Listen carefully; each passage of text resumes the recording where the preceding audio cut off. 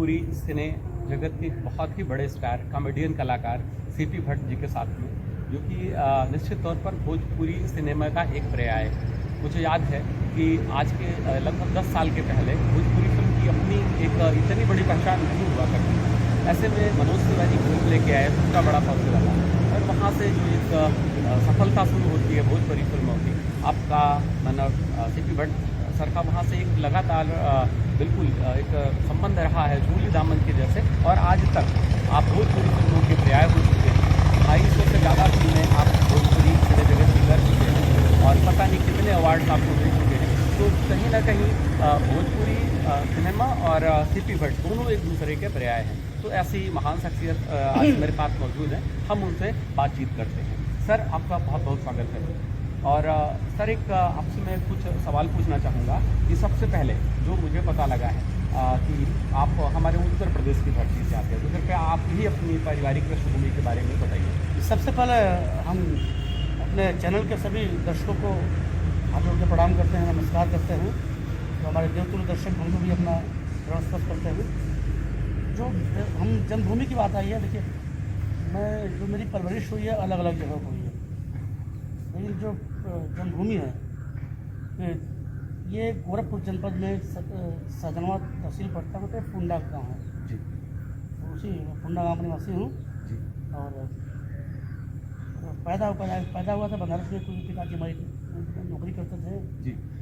यहाँ भी घर है और मुंबई रहते ही हैं। तो पूरी परवरिश है इस तरीके से उत्तर प्रदेश पूरा, हाँ जी, कॉकटेल बोल सकते हैं। जी सर, कॉकटेल कह सकते हैं। लेकिन जो जन्मभूमि जिसको बोलते हैं जी, वो मेरी गोरखपुर में है। हाँ जी सर जी।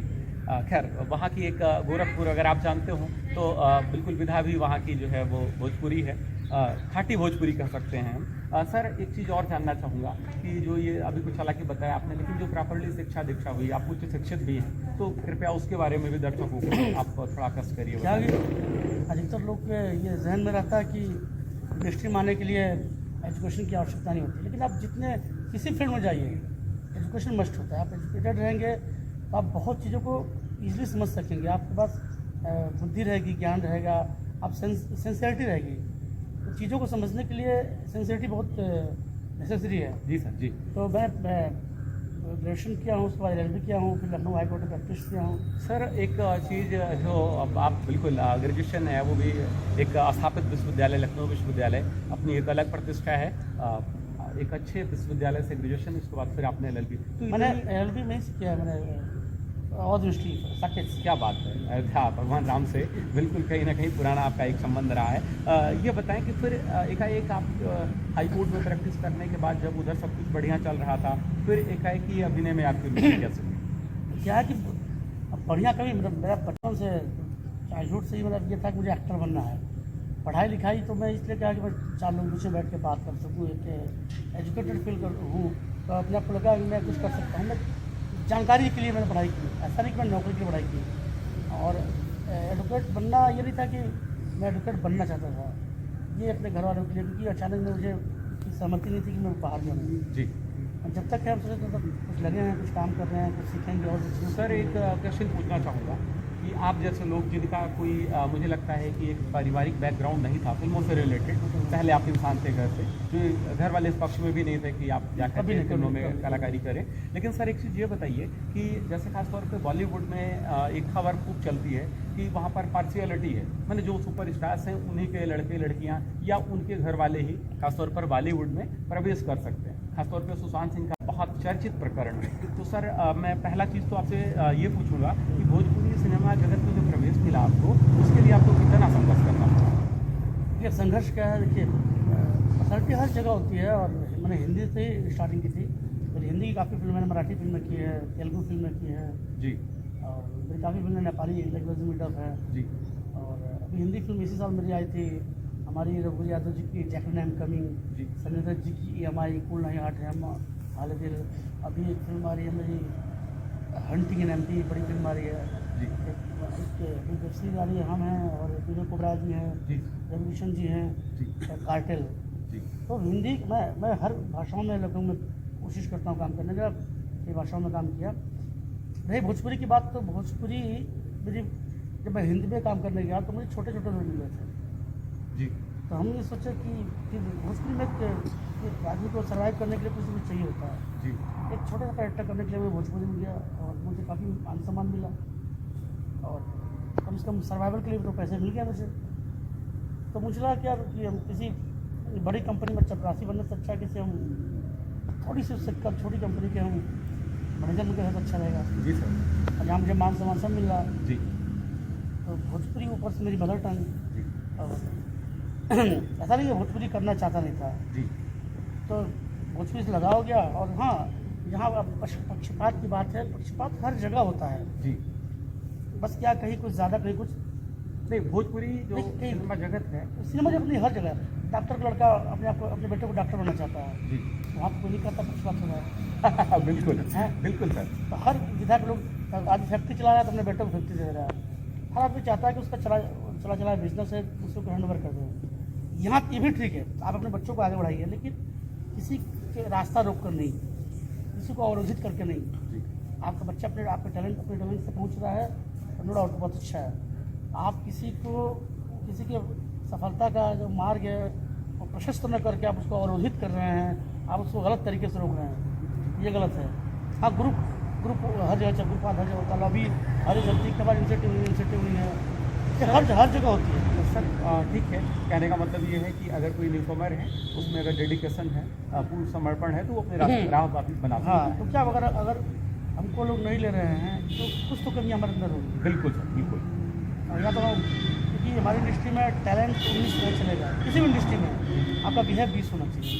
बिल्कुल टैलेंटेड आप कम रहेंगे, आपका बिहेवियर अच्छा है तो आपको काम मिलना है। अरे सुशांत जी के बाद उनके साथ गलत हुआ है, नो डाउट गलत हुआ है। इससे काफ़ी लोग एक अपराधी के चक्कर में कई जो अपराधी हैं जो समाज के दुश्मन थे, जो समाज को काफ़ी हानि पहुंचाते थे, उन लोग का ही पता चला है।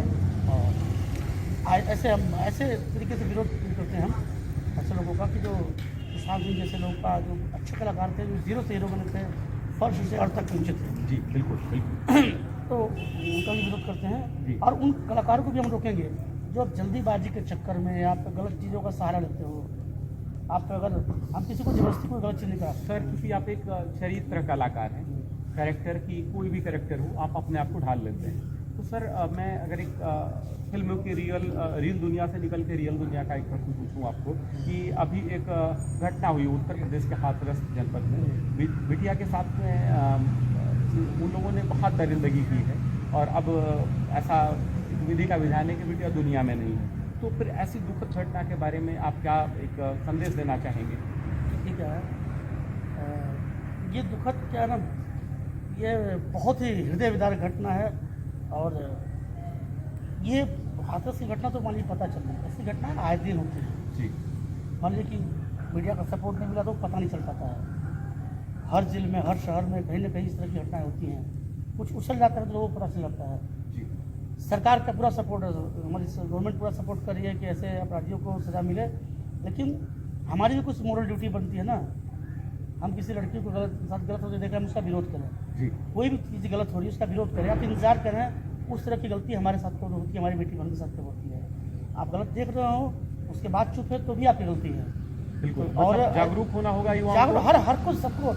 अब यहाँ पे हम यहाँ पे अगर आप मेरे साथ कोई गलत गुस्ताखी कर रहे हैं, यहाँ पे सरकार मुझे सपोर्ट नहीं कर रही है, आप मेरे दोस्त बन क्या है। जी जी अब तो बड़ा इंटरव्यूलर है, जी। तो क्या है किस रूप में कोई आदमी आता है, तो ऐसे लोग का तो बिल्कुल निसंदेह अगर गुनाह साबित हो जाए, प्राइम फेसिया प्रथम दृष्टया सिद्ध होते ही उनको गोली मार देनी चाहिए या फास्ट ट्रैक कोर्ट में जाके उनके खिलाफ तत्काल वो जितना जल्दी कार्रवाई करना चाहिए।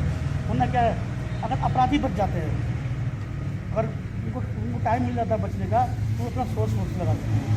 सोर्स लगाने के बाद वो बच निकलते हैं, लंबा ट्रायल चलेगा। हाँ, फिर उसमें और वही अपराधी आज कल पॉलिटिक्स में चले जाते हैं, फिर बच जाते हैं, वो हमारे बर्दाश्त करते हैं। नहीं सर, एक अच्छा अभिनेता होने के साथ आप एक अच्छे दिल के भी मालिक हैं और स्वागत है आपका। मैं इस अच्छी भावना का स्वागत अभी करता हूँ। मुझे कुछ तो याद नहीं है, लेकिन बहुत लिखा था कि बेटी हूँ मैं जी सर। फिर क्यों रोती हूँ मैं, जी बेटी हूँ मैं फिर क्यों रोती हूँ मैं। जी इस तरह की कविता थी कि किसी के लिए माँ, किसी के लिए बहन, जी किस तरह की किसी की बिस्तर से जीती हूँ मैं, क्या बात है सर, बेटी हूँ मैं। हर एक शब्दों में जान हाँ। जी खेतों में कभी मुझे छेड़ा गया, जी खेतों में कभी मुझे छेड़ा गया, सड़कों पे मुझे मरोड़ा गया। खेतों में मुझे छेड़ा गया, सड़क पर मुझे मरोड़ा गया, अब बसों में गिद्धों की तरह नोचा गया, जी। फिर भी सब कुछ सह लेती हूँ मैं, कहीं ना कहीं ये बेटी हूँ मैं। प्रासंगिक है सर। निश्चित तौर पर ऐसा होना है, हमारी बेटियों को सबल बनना होगा, समर्थ बनना क्या ना, होगा, अब वो अबला नहीं, अबला अब उनको खुद सबला बनना होगा सब और अपना अपना खुद अपनी रक्षा करनी पड़ेगी और समाज के हर वर्ग को देखना पड़ेगा। बिल्कुल सर। आप हम सड़क पर देखते हैं कुछ गलत होता है, तुमको सब मुझे विरोध करना चाहिए, चाहे कोई भी हो। जी, कोई उन्हें अन्याय नहीं सहन करना।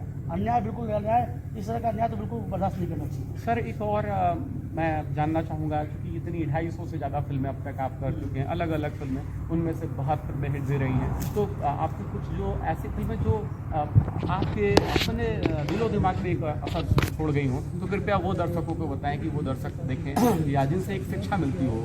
ऐसा है कि मैं जो मेरा जोनर है, जो मुझे पसंद करते हैं लोग, कॉमेडी के तौर पर पसंद करते हैं एज ए कॉमेडियन।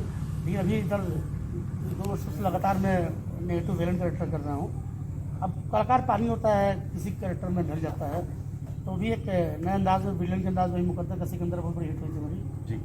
एक बायोपी थी बिहार के, हाँ बायोपी सर, बायोपी हुई हाँ थी। जी तो बायोपी मुख्तार आई थी मेरी, वो भी बायोपी थी। जी तो अभी फिल्में मेरी बहुत अच्छी हैं, फैमिलियर फिल्म है, समाज के किसी पहलू को पकड़ के बनाई गई है। हमारी जो भी फिल्में हैं, जी लावारिस है जी। अब लावारिस बहुत अच्छी फिल्म है, जो आजकल बच्चे जायदाद के चक्कर में तो माँ बाप को टाचर करते हैं, उसको लेकर के है।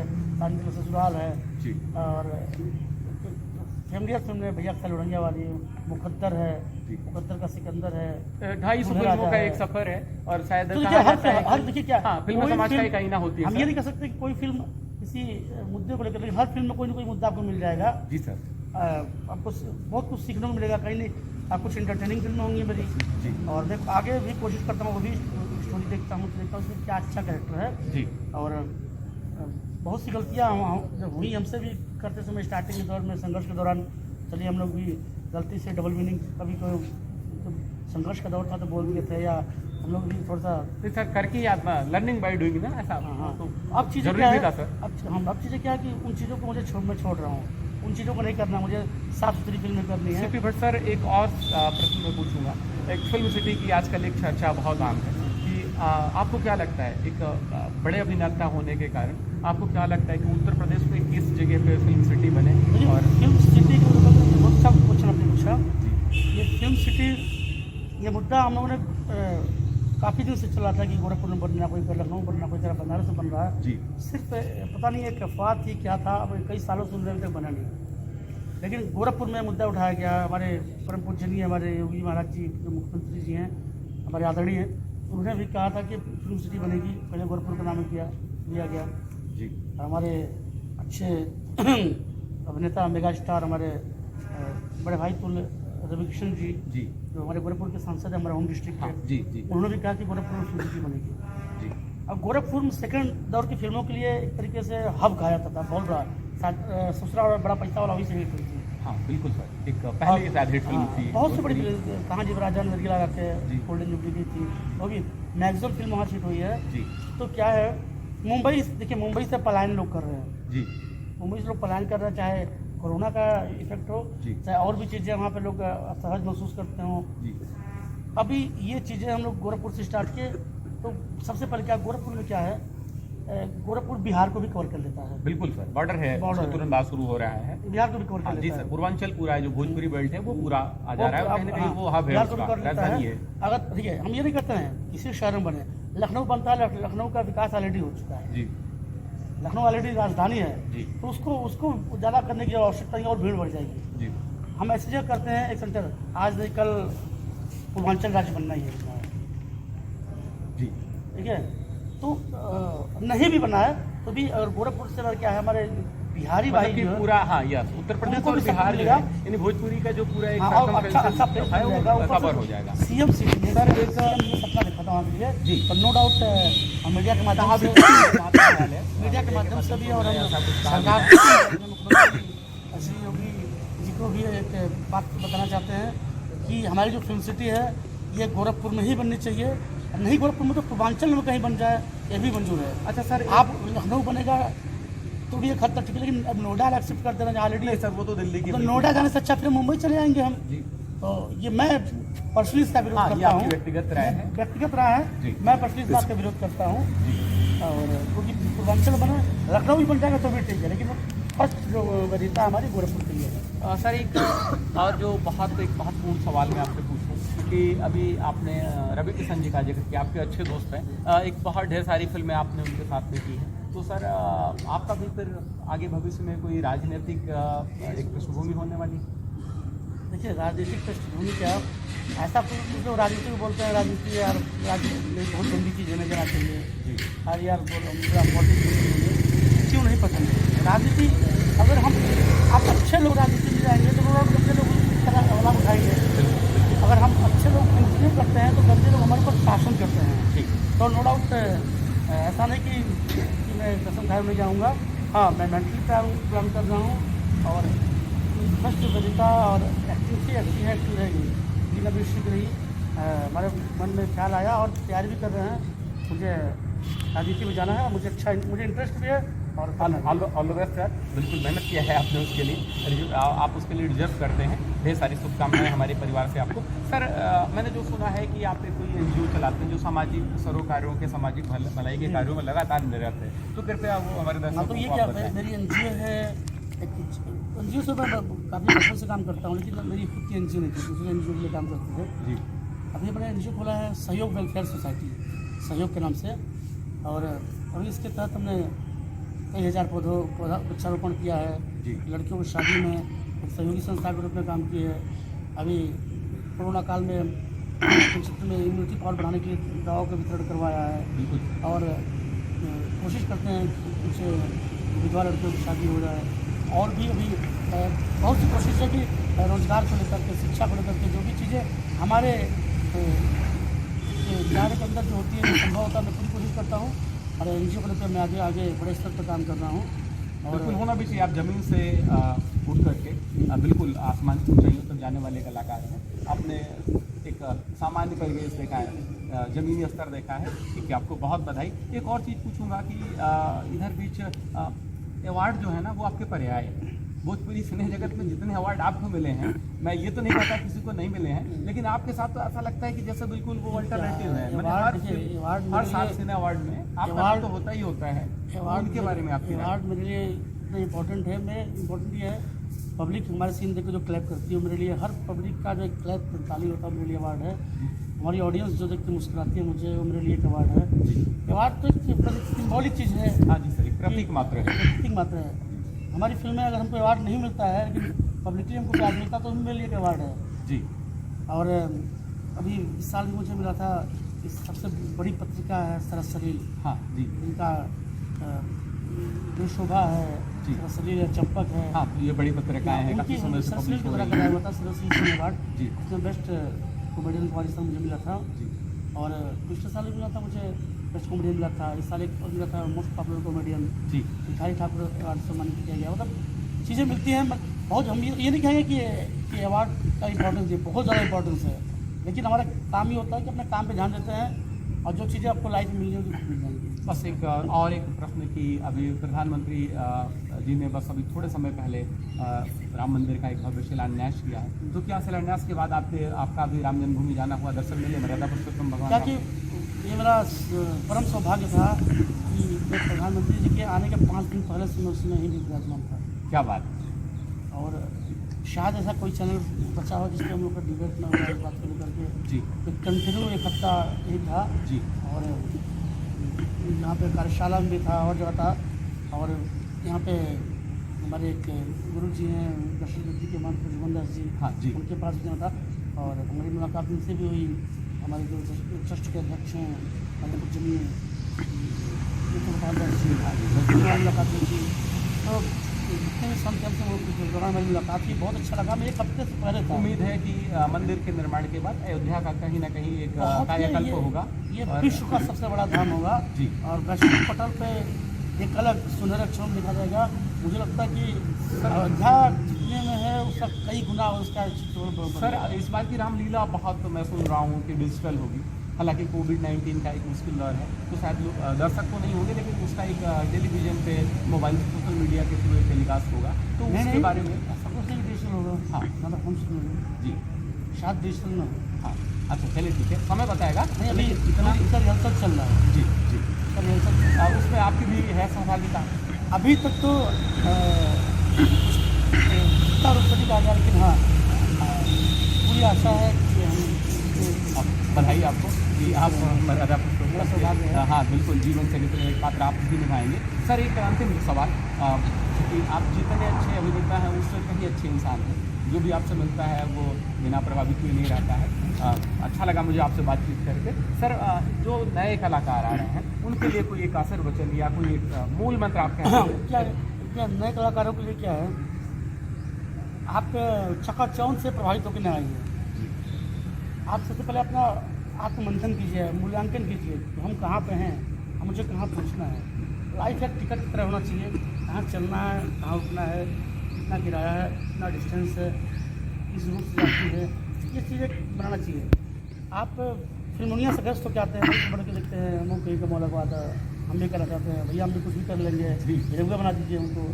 तो और चालान के डायलॉग बोलने के लिए दिया था, बोल नहीं पाता भाई, हर चीज़ का एक अपना प्लेटफॉर्म तो क्या है, आप फिल्मोनिया व्यस्त मत होइए, आप एजुकेशन को आप अपने मजबूत कीजिए, उसके बाद आप फिर थिएटर ज्वाइन कीजिए। हम ये नहीं कहते कि एक्टिंग सिखाने वाली चीज़ है, ये सिखाने वाली चीज़ में इनबिल्ट होता है, आपके अंदर एक्टर बाइबॉन्ड होता है, पैदा होता है एक्टर। फिर भी कुछ बारीकियों को, चाहे डिक्शन हो गई, चाहे बहुत सी चीज़ें हुई, आपकी मॉड्यूलेशन हो गई, ये चीज़ें, और डिसिप्लिन हो गया।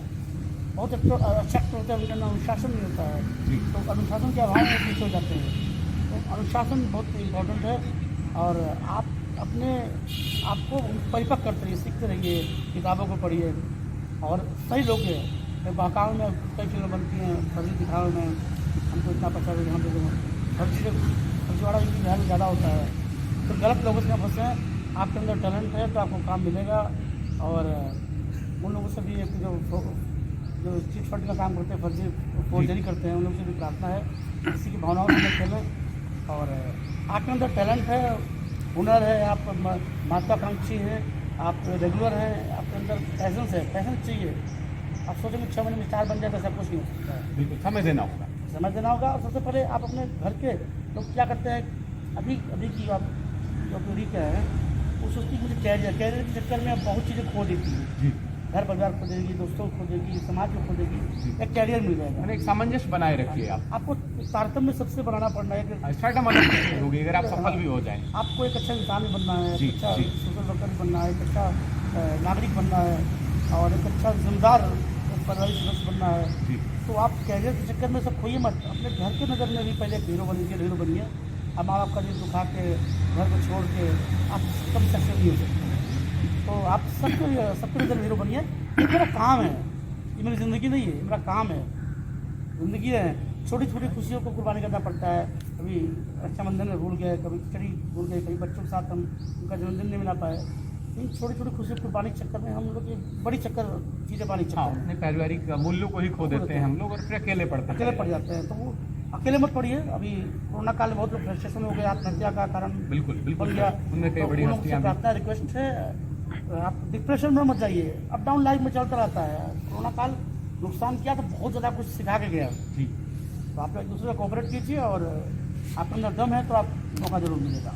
बहुत बहुत धन्यवाद सर, आप आए, आपने विवादी के साथ में उन प्रश्नों के भी जवाब दिए जो मैंने थोड़ा सा कंट्रोवर्शियल पूछे, और आपको एक बहुत बहुत आभार हमारे परिवार की तरफ से। सीपी सर बहुत बहुत आभार। और फिर से चैनल के सभी दर्शकों को सीपी भट्ट का प्रणाम, नमस्कार।